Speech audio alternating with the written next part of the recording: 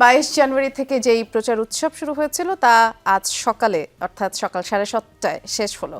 ইসির বিধি মোতাবেক 48 ঘন্টা আগে গণসংযোগ শেষ করতে হয়, তাই আজ সকাল 7:30টায় রাজনৈতিক দলগুলোর যেই প্রচারণা সেটি শেষ হয়েছে।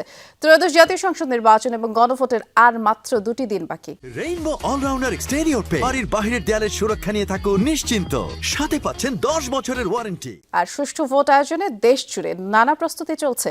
দেশের বিভিন্ন জেলা থেকে উপজেলা পর্যায়ে পাঠানো হচ্ছে ব্যালট পেপার, থাকছে কড়া নিরাপত্তা। এর আগে পাঠানো হয় ব্যালট বাক্স, সিল, অমোচনীয় কালি সহ প্রয়োজনীয় সামগ্রী। সহকারী রিটার্নিং কর্মকর্তারা এসব সরঞ্জাম বুঝে নেন, আর আগামীকাল কেন্দ্রে কেন্দ্রে এই ভোট গ্রহণ সামগ্রী পৌঁছানো হবে। সহকারী রিটার্নিং কর্মকর্তাদের কাছ থেকে এসব সরঞ্জাম বুঝে নেবেন প্রিজাইডিং এবং সহকারী প্রিজাইডিং অফিসাররা।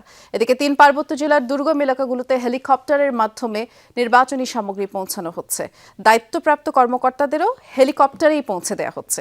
বৃহস্পতিবার 299 আসনে সকাল 7:30 থেকে শুরু হবে এই ভোট গ্রহণ, যা বিকেল 4:30 পর্যন্ত চলবে।